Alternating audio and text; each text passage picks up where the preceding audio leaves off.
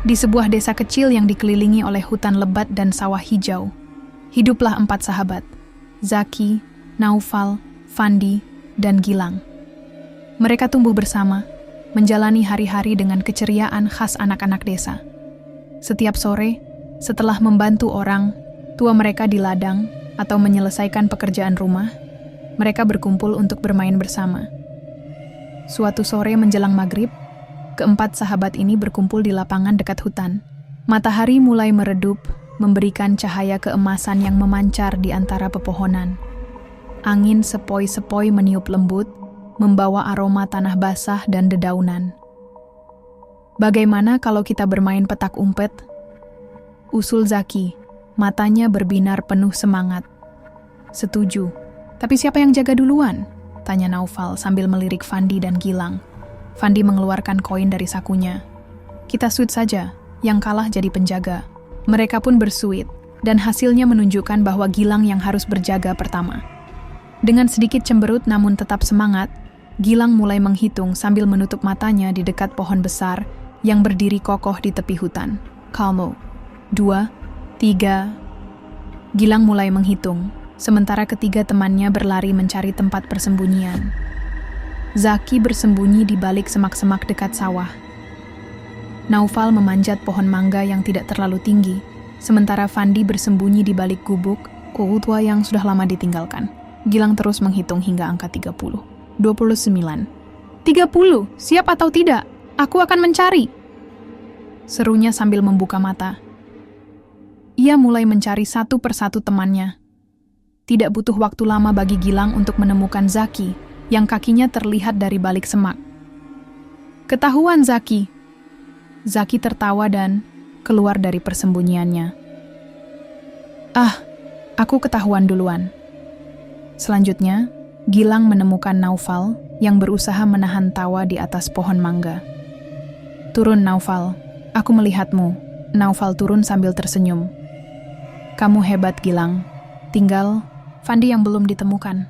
Gilang dan kedua temannya mulai mencari di sekitar lapangan, namun Fandi tidak terlihat dimanapun. Di mana ya Fandi bersembunyi? Tanya Zaki sambil menggaruk kepala. Entahlah, mungkin dia menemukan tempat persembunyian yang bagus, jawab Naufal. Mereka terus mencari hingga matahari hampir tenggelam sepenuhnya. Langit berubah menjadi oranye keunguan, dan suara azan maghrib mulai terdengar dari masjid desa. Kita harus segera pulang. Sudah maghrib, kata Zaki dengan nada khawatir. Benar. Tapi di mana Fandi? Tambah Naufal. Tiba-tiba, mereka mendengar suara tawa pelan dari arah gubuk tua. Mereka bertiga saling pandang dan segera berlari ke arah suara tersebut. Saat tiba di gubuk, mereka melihat Fandi keluar sambil tertawa. Kalian lama sekali mencariku. Fandi, kami sudah khawatir, kata Gilang sambil tersenyum lega. Maaf, tempat persembunyianku terlalu bagus, jawab Fandi sambil terkekeh. Mereka berempat tertawa bersama, lalu memutuskan untuk pulang karena hari sudah gelap. Namun, saat mereka berjalan melewati pohon besar di tepi hutan, Gilang tiba-tiba berhenti. Ada apa Gilang? Tanya Zaki. Gilang menatap pohon besar itu dengan tatapan aneh. Aku merasa pohon ini memanggilku. Ketiga temannya saling pandang dengan bingung. Apa maksudmu? Tanya Naufal.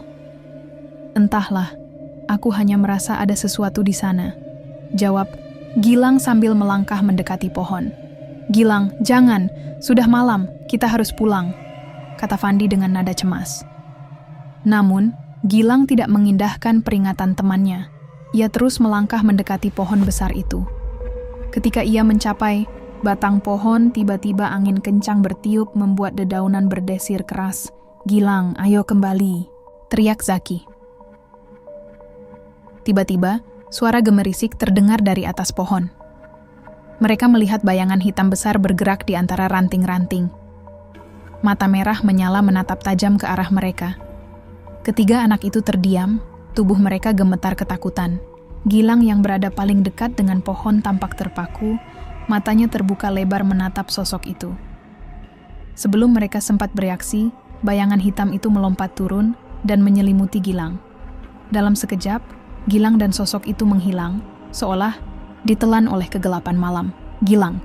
teriak Zaki, Naufal, dan Fandi bersamaan. Mereka berlari mendekati pohon, mencari-cari Gilang, namun tidak menemukan apa-apa selain angin malam yang dingin dan suara jangkrik yang kembali terdengar.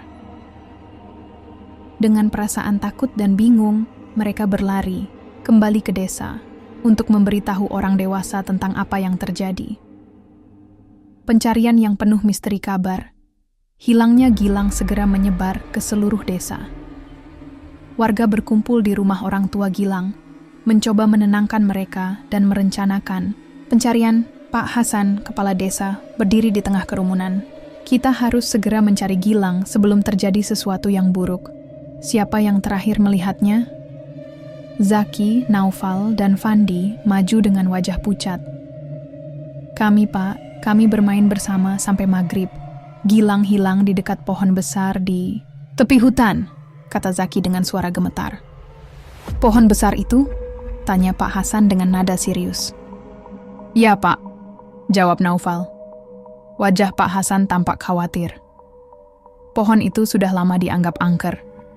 Banyak cerita tentang penunggu pohon yang suka mengganggu anak-anak. Warga saling berbisik, rasa cemas semakin terasa.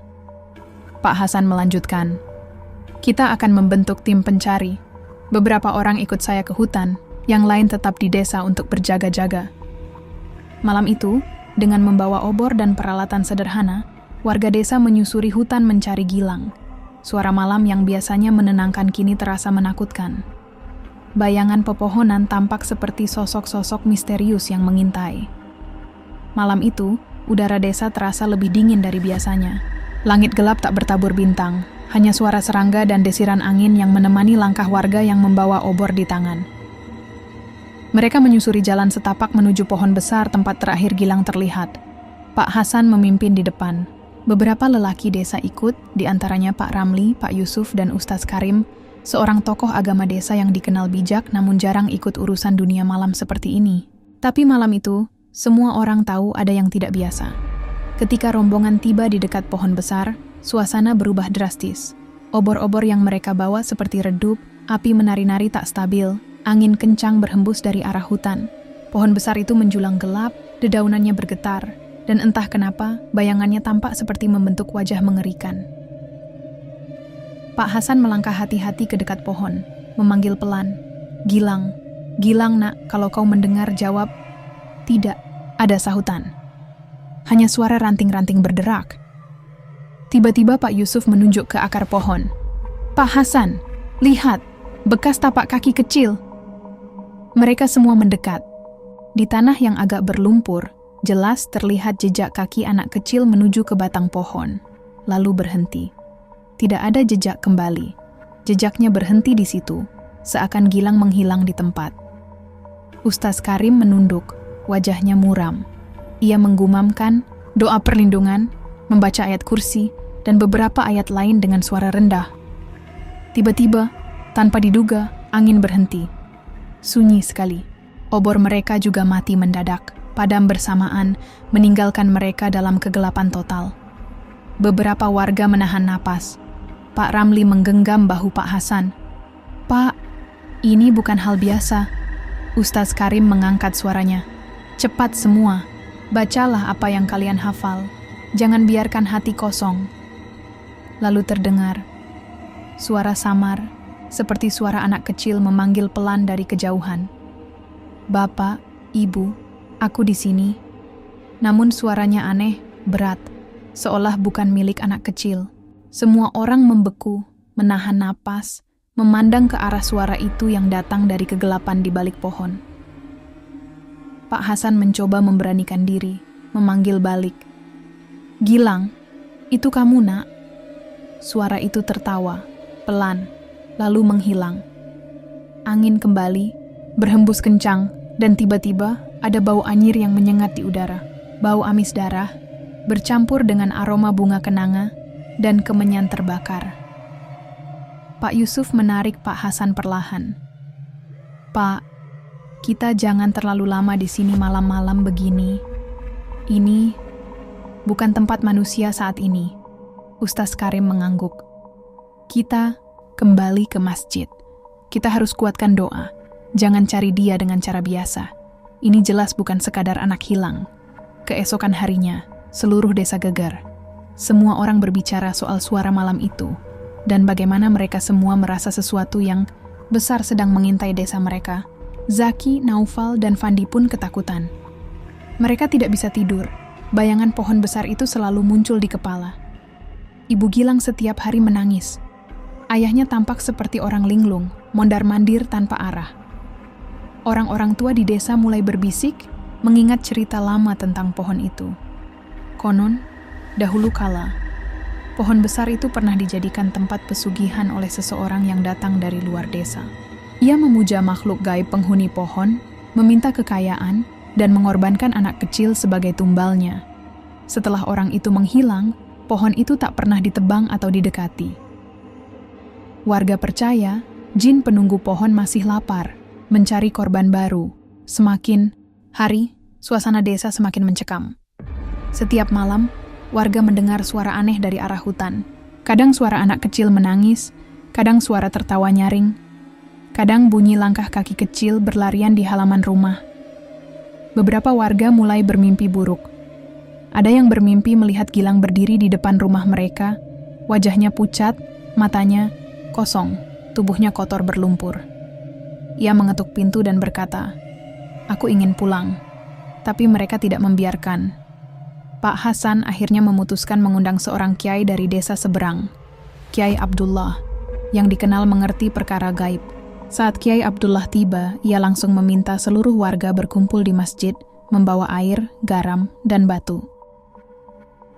Ia memulai pengajian malam itu, membaca doa-doa pelindung, dan memberikan air yang sudah dibacakan doa kepada setiap warga. Ia berpesan, selama 1 bulan ke depan, jangan ada yang berani mendekati pohon itu.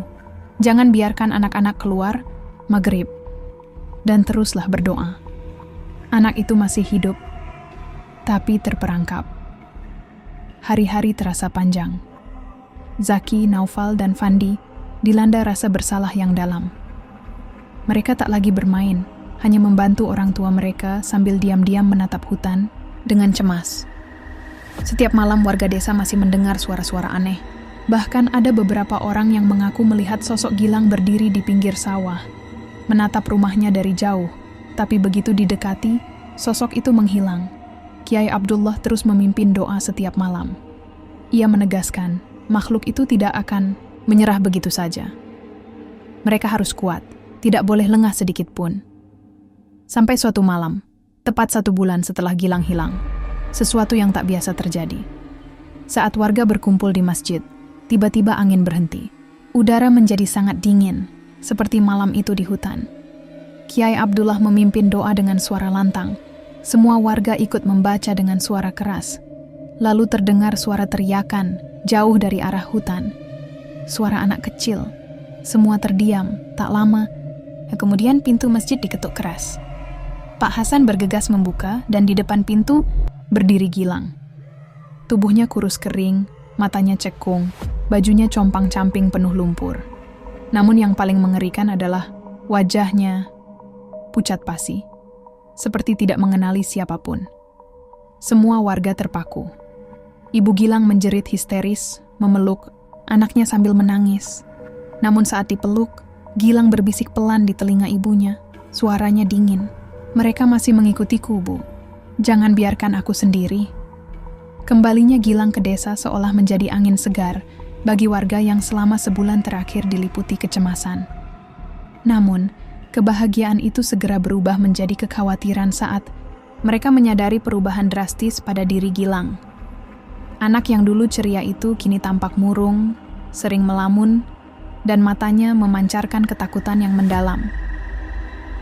Ibu Gilang, Bu Sari, mencoba mengajak anaknya berbicara. Namun Gilang hanya menjawab singkat atau bahkan diam.